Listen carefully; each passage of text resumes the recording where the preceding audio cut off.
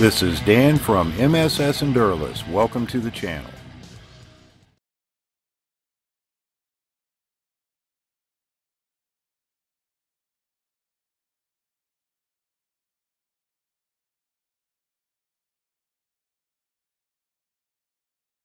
I had a conversation yesterday that I kind of wanted to share with you guys, but I'm going to start it off with a question.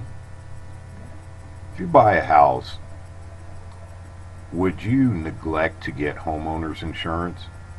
Same with a car. Would you buy a brand new car and neglect to get insurance on it? Which brings me to why I'm a prepper and the point of the conversation I had yesterday. A friend of mine was questioning me about why go to the trouble of prepping. And I look at it just as I look at homeowners insurance and car insurance. I don't get those things and keep them because I know something is going to happen. I get them because something could happen, and it is better to be prepared and to have that insurance in place than not to. And the same goes with storing food, ammunition, guns, water.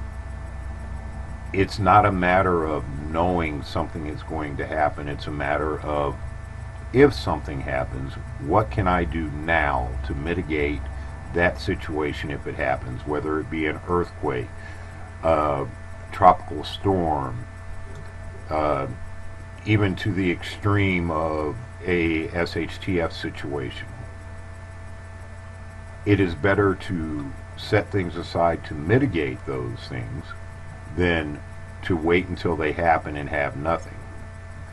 Our grandparents and great-grandparents who lived through the Depression learned these lessons, and they continue to do it. It's where the term saving for a rainy day comes in.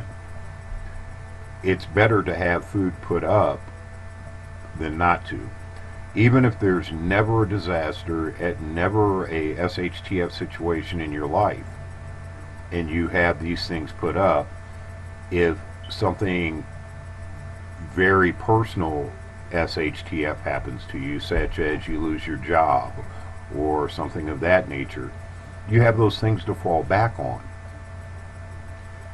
It's not a matter of being one of those crazy tin hat people that thinks the zombies are going to attack tomorrow. It's about mitigating possible future events, just like you do when you buy insurance. And for me, it seems to be a no-brainer.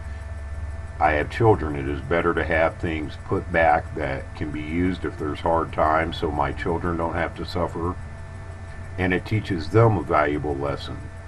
It teaches them to be ready and prepared and to not let things catch them completely by surprise.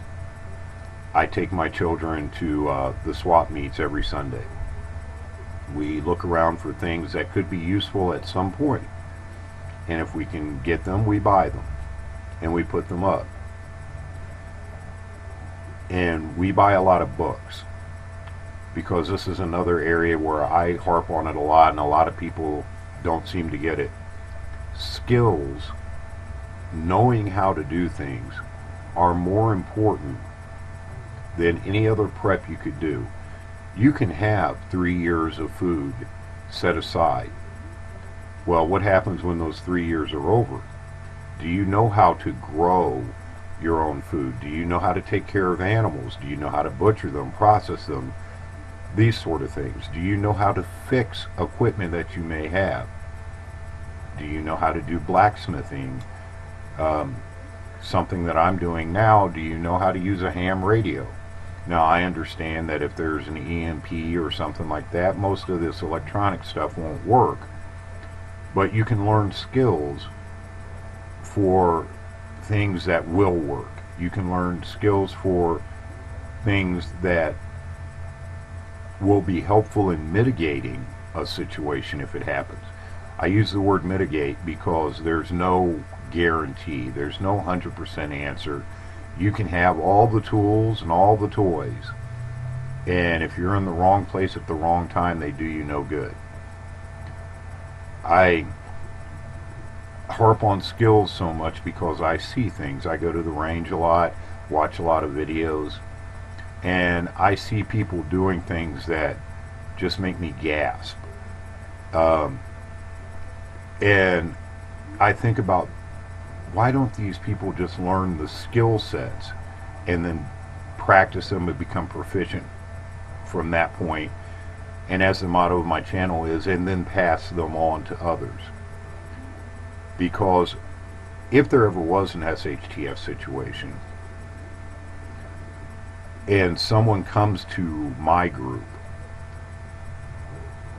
and let's say there's 2 people, I'm going to choose the person with the skill sets over the guy with the pretty toys and the AR-15 with too much crap attached to it. But I've learned and seen the foundation that the person who knows how to do things is way more important than the guy that has a lot of things, because the guy who knows how to do a lot of things 9 times out of 10 can build or make anything that he needs, not just to survive, but to thrive. Well, I've kind of rambled on about this, but my point is, learn skills. It's great to prepare. I do it myself. It's great to have food storage, but learn how to garden and how to grow on top of that. It's great to have guns and ammunition, but learn how to fix them, how to reload. It's great to have all the tactical clothes, but take a sewing class, know how to repair and maintain them. And as I said, I've rambled on quite long enough for this. This is Dan from MSS Enduralist. Until next time, take care of each other. Have a great day now.